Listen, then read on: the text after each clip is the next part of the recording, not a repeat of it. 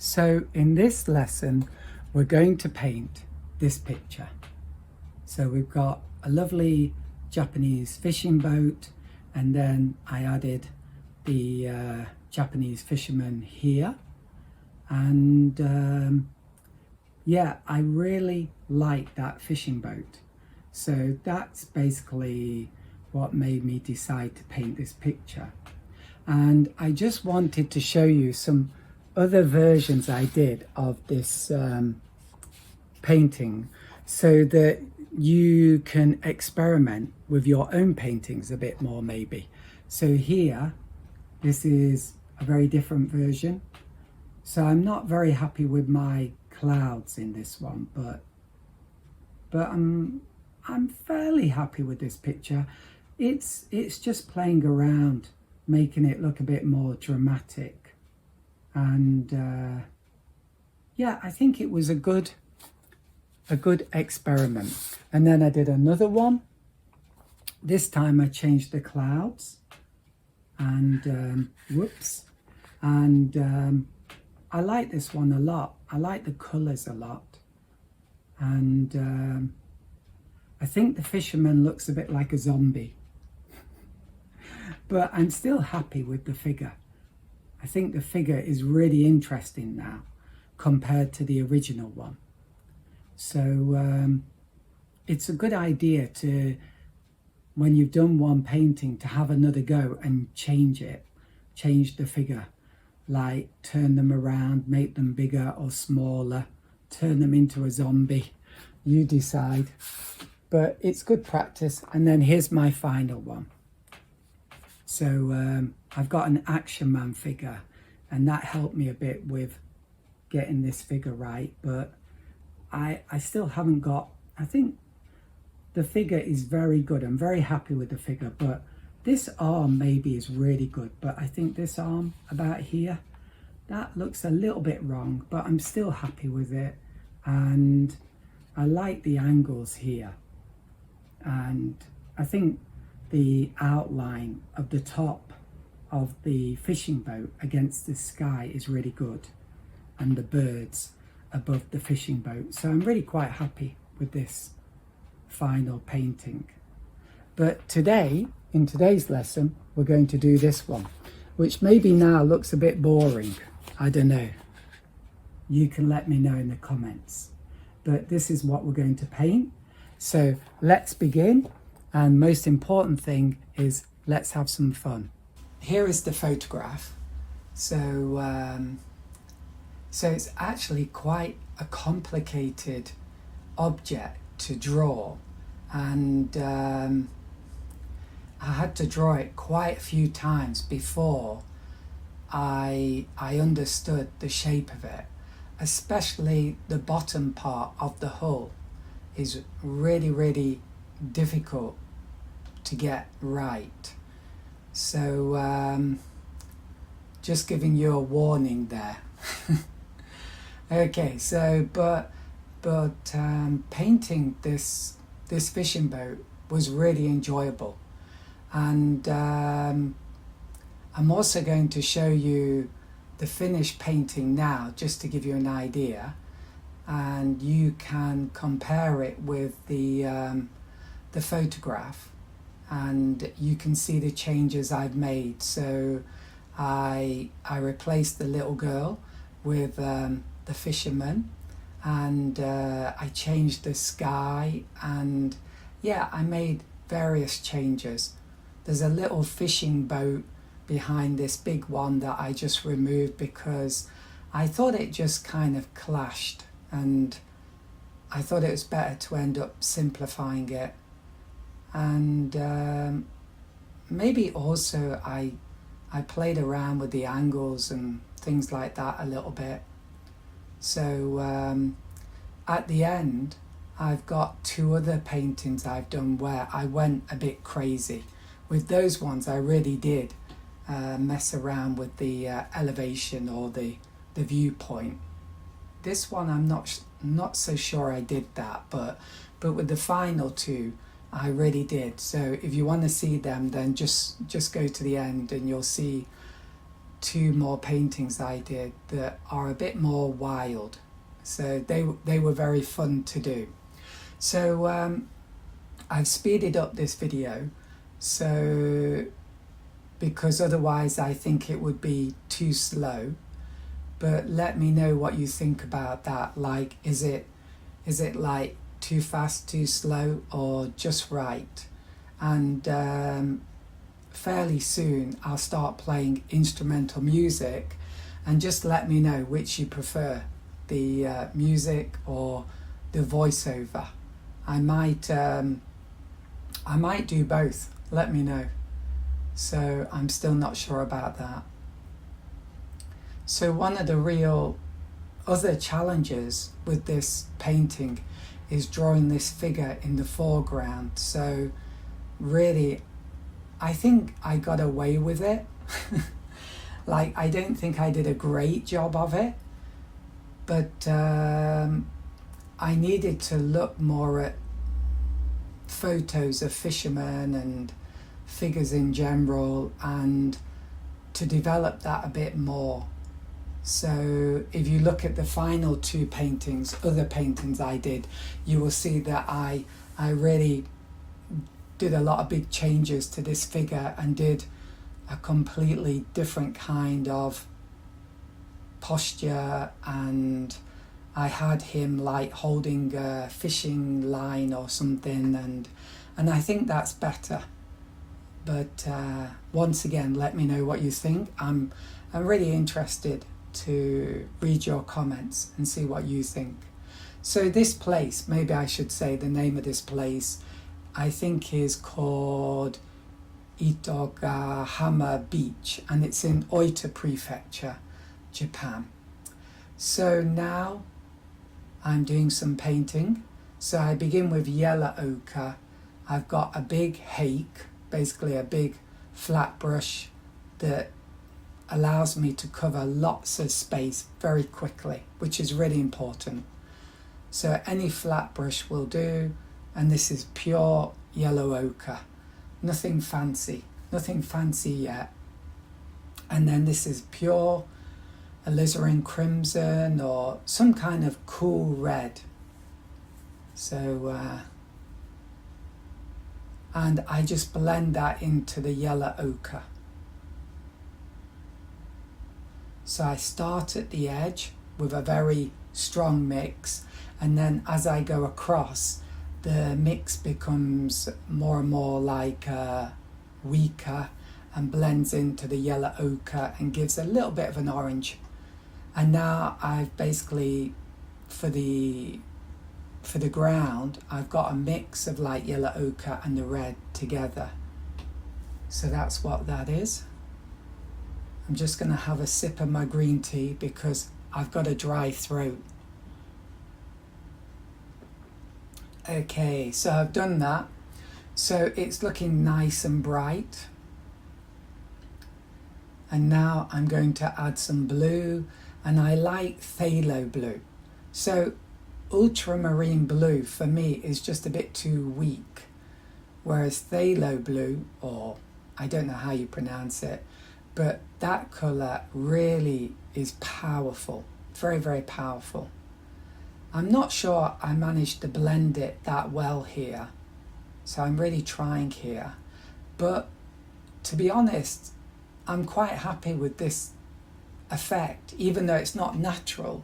It looks very dramatic and powerful, and so really I'm very happy with that. And now it's going to dry, and it's going to like fade a bit.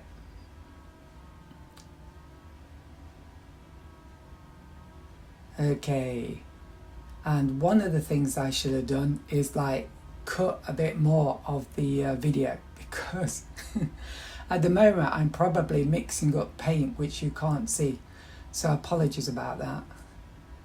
Now I'm doing the background, and I think this colour is way too strong. It's way too strong. Sometimes I think maybe I shouldn't have done watercolour painting because I'm a bit too heavy with the colours. maybe not delicate enough. And the mistake I made here was I painted over where the guy's hat is. So I tried to wipe that out with tissue. I was only partially successful. Yeah. So even though this is like, this video is done at higher speed, it still looks quite slow, right? Maybe I need to do it even faster. So one of the big problems I had with this boat in dry dock is that it does look like it's floating. And I couldn't, from the photograph, I couldn't clearly see like the supports under the boat. So maybe I should have just tried to have made something or whatever, because it does look a bit like it's floating. So yeah, that's a bit of a minor mistake. Well, maybe major, I don't know.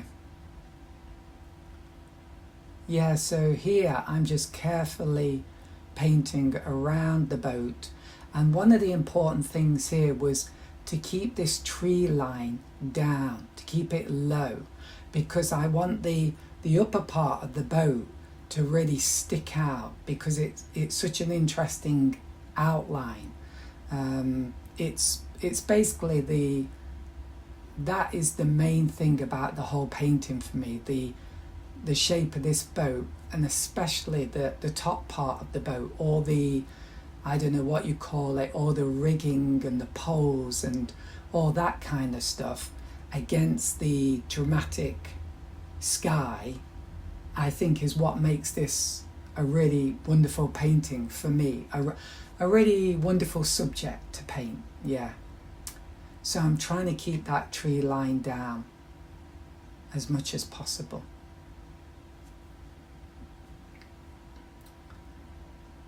And the colour, by the way, is just a mix of like the yellow and the red and the blue. So I keep it really simple. The yellow ochre, the alizarin crimson and the phthalo blue.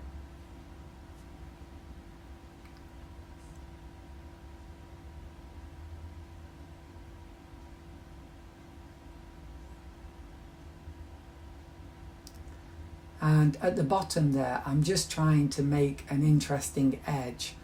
I'm trying to not have just a straight line. In reality, it was mostly just a straight line, but I thought that was too boring. And I made a bit of a mistake here on the right. That kind of bit on the right there, the line going up. I'm not explaining this very well, but that's too high. And later on, I correct that by making that lower.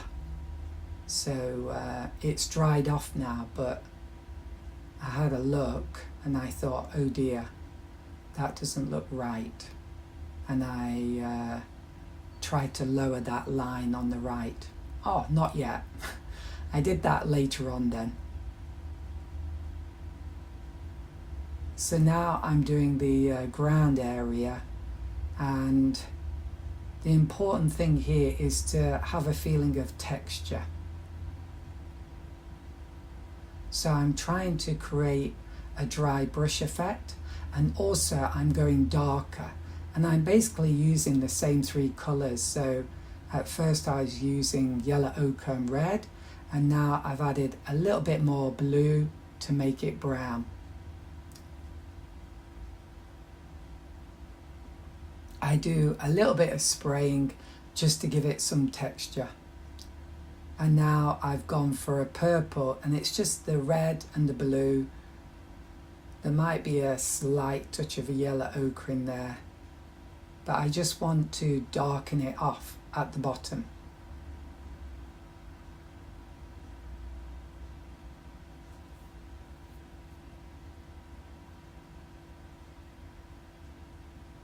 But we've got some really, we've got a beautiful gradation there.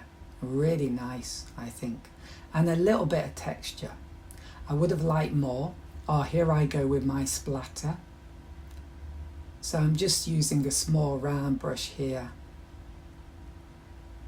and I really enjoy doing this, and just creating some texture in the foreground to make the painting overall look a little bit more exciting.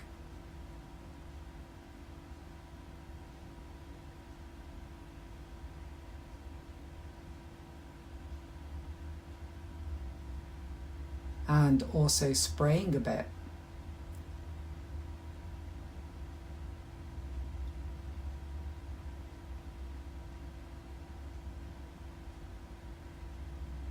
So it's dried off now, and I think I'm going to be doing the boat. Am I going to be doing the boat? So the reason, oh yeah, I've done my mix. So the difficult thing here was like the tone of the boat compared to the tone of like the tree line behind. Like I wanted them to be fairly similar, although saying that this does not look similar at all. Looks like a big tonal contrast. But I also at the same time wanted there to be a contrast too. So I think if you look at the two other paintings I did, at the end, I decided to do a much more dramatic scene and like do it from a lower viewpoint, so the boat's higher up above the tree line, and I made it much darker because it wasn't going to get lost amongst the background of that tree line, if that makes sense. It wasn't going to be lost within that. It was going to stick out as a clear shape. And so I went really dark with that. But here I wanted to make the tone actually much lighter. Yeah, so what I said at the beginning was completely wrong. Apologies about that. What I wanted to do was I wanted to make it clear that the shape of the boat was in shadow, but I wanted the shadows here to be really delicate light shadows, whereas in the final other two paintings I did of this subject, I went really heavy with the shading and did really strong shadows on the boat. So this one is a light one, and I tried to keep it like blue. So obviously I used quite a bit of blue paint and just a little bit of red and maybe a hint of yellow ochre. I'm not too sure actually.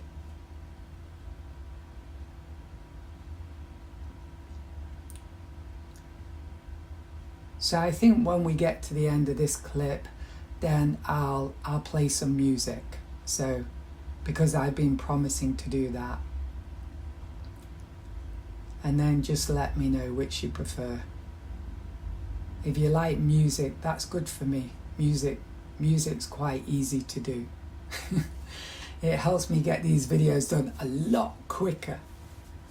But if you want like the commentary, then yeah, just go ahead and let me know. So I think the shape of this boat is really, really beautiful. And at first it was quite a challenge to get the shape of this boat right. This painting is like maybe the 7th or 8th attempt to paint this picture, and some of the other versions are very good as well. But I just want you to know this is not the first time I painted this boat. So and I did quite a few drawings as well of the boat, just to get a feeling for the shape. Oh, this is where I correct this this kind of tree line bit and the ground. So make it a little bit lower. It didn't look right. So yeah.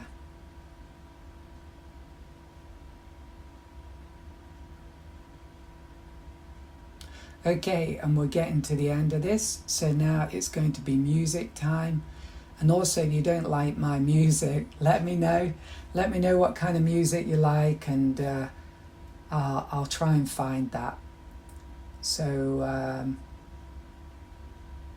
so that's all for the commentary.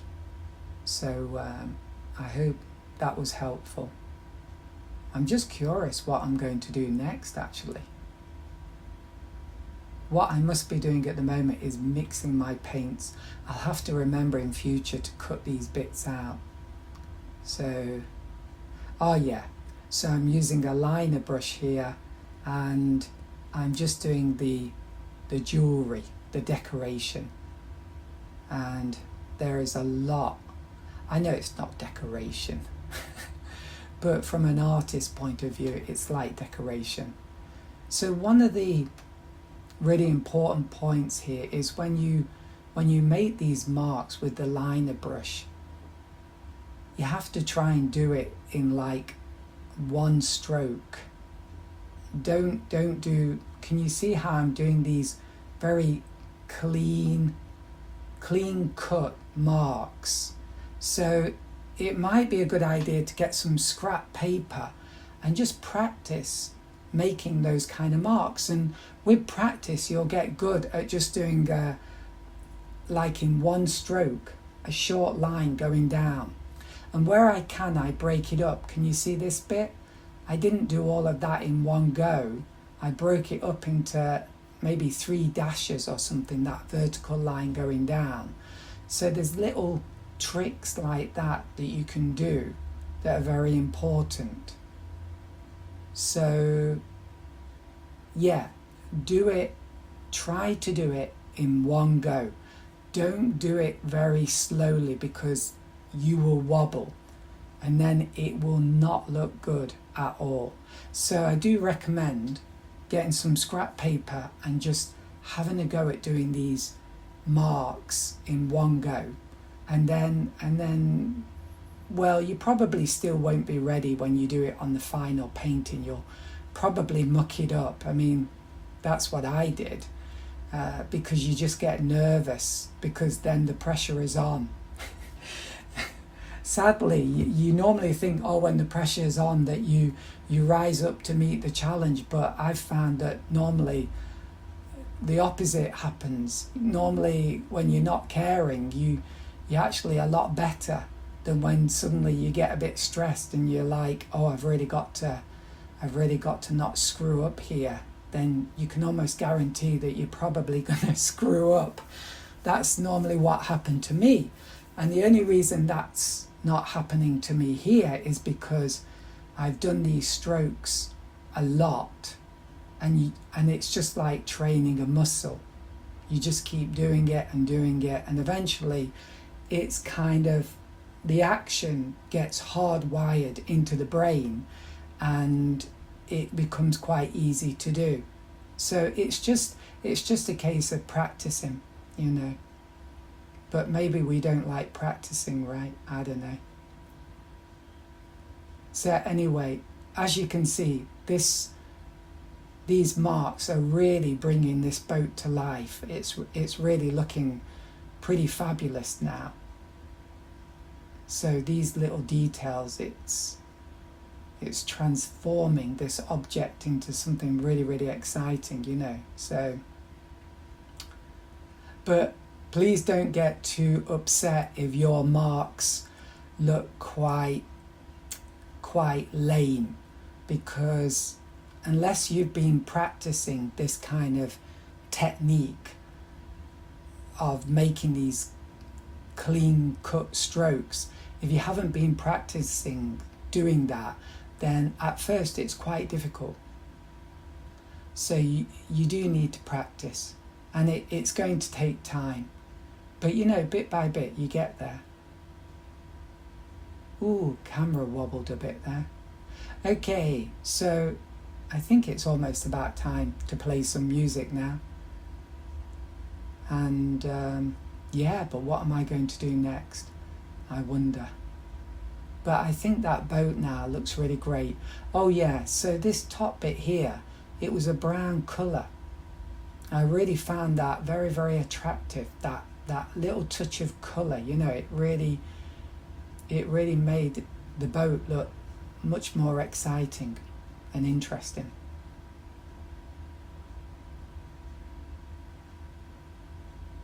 Yeah. So I think now it really is looking good. And then this bit of red at the bottom, as you can see, I'm not being too subtle here. I'm really going for it. That's like a killer lipstick red colour, right? Goodness me. But I think that looks good. What colour is that? That could be that quadracine red or something. I don't know how you pronounce it. But that really gives some punch, doesn't it? It really makes that object stick out now. Oh, and I wasn't happy with the brown. I wanted it to be a bit more orangey. So I added a bit more of an orangey mix, more yellow, more red, because maybe there was too much blue in the original mix, and it was a bit of a muddy brown colour. Okay, so now I'm going on to my figure, and I think that's enough commentary. I hope you enjoyed it, and now we'll play music and let me know which you prefer. So please enjoy the rest of this painting lesson, and if there is some particular subject like you're interested in me painting, such as beach scenes, cliff scenes, mountain scenes, car scenes, urban scenes, churches, I'm not promising that I will paint them, but if there is something you'd like to see me paint, let me know, and I will at least consider it. Or some famous place, I don't know, New York, that could be a challenge, or Tokyo, or something like that. Let me know. Okay, so enjoy the rest of the video, and happy painting.